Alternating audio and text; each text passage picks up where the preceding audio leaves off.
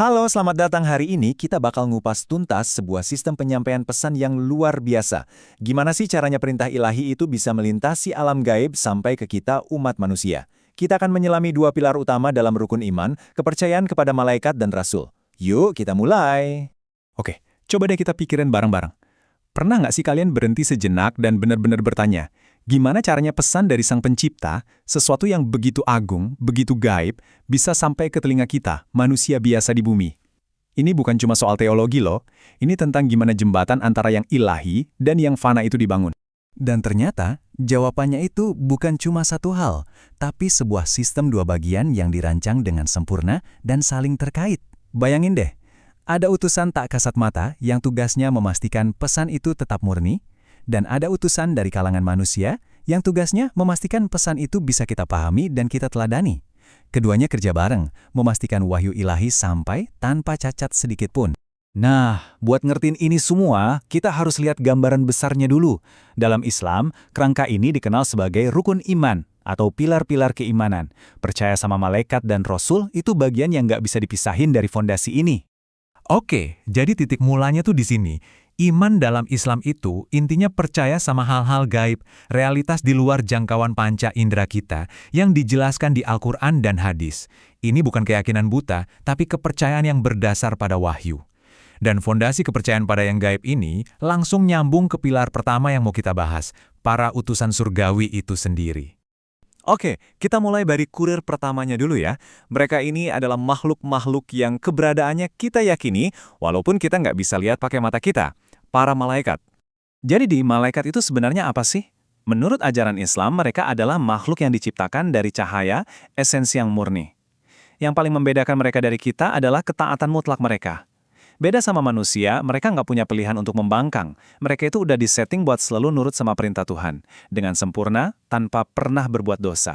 Nah, sifat-sifat ini nih yang bikin mereka beda banget sama kita. Mereka selalu patuh, nggak punya kebutuhan fisik ya makan atau minum, dan yang paling penting mereka nggak punya hawa nafsu. Nggak adanya ego atau keinginan pribadi inilah yang jadi jaminan kalau setiap tugas yang dikasih ke mereka bakal dieksekusi dengan presisi yang absolut. Dan percaya sama malaikat ini bukan pilihan loh. Wajib. Coba perhatiin deh ayat dari surah Al-Baqarah ini. Lihat gimana iman kepada malaikat disebutin persis setelah iman kepada Allah. Ini nunjukin betapa fundamentalnya peran mereka dalam struktur keimanan seorang muslim. Dari sekian banyak malaikat, ada beberapa yang tugasnya krusial banget buat kita tahu. Ada Mikael yang ngatur rezeki, Israfil yang nanti niup sangkakala kiamat, Israel pencabut nyawa, terus ada Rakib dan Atid yang nggak pernah alpa nyatet setiap perbuatan kita.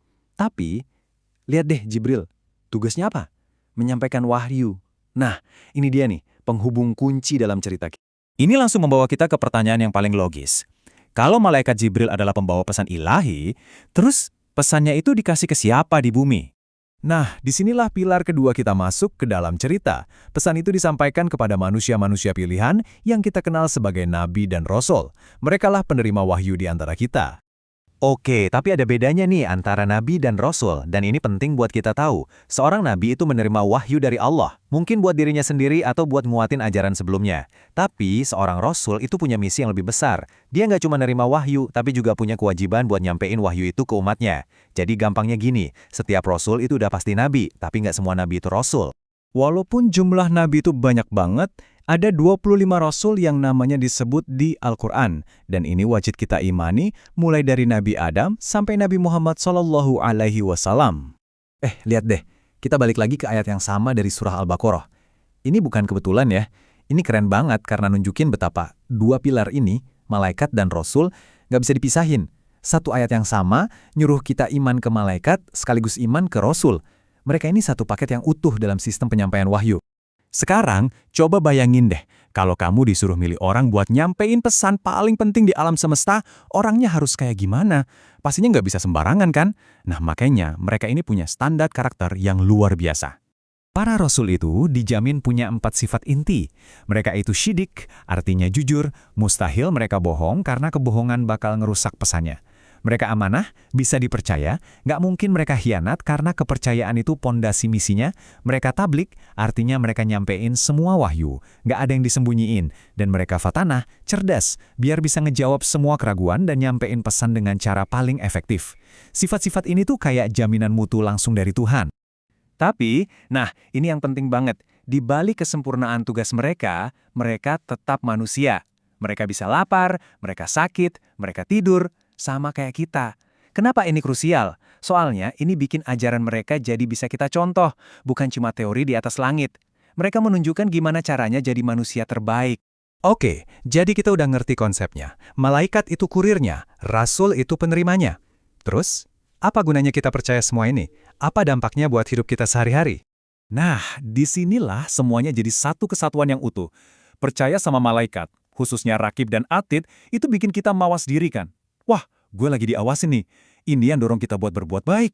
Terus, percaya sama Rasul ngasih kita role model, contoh nyata gimana ngejalanin hidup yang benar. Jadi, gabungan antara kesadaran diawasi dan adanya teladan inilah yang jadi peta jalan lengkap menuju kebahagiaan sejati. Jadi intinya, percaya sama sistem ini, ada pengawas gaib yang memastikan akuntabilitas dan ada pemandu manusia yang ngasih teladan. Itu bukan sekedar hafalan rukun iman. Ini adalah kerangka berpikir yang secara fundamental membentuk cara seorang muslim melihat setiap tindakannya, setiap ucapannya, dan tujuan akhir hidupnya. Sebagai penutup, saya mau kasih satu pertanyaan buat kita renungin bareng-bareng. Kalau kita benar-benar sadar, 100% sadar, kalau setiap kata dan setiap perbuatan kita sedang dicatat oleh malaikat untuk hari pertanggungjawaban nanti, kira-kira bagaimana hal itu akan mengubah pilihan-pilihan kecil yang kita buat detik demi detik setiap hari? Coba pikirkan. Terima kasih sudah menyimak.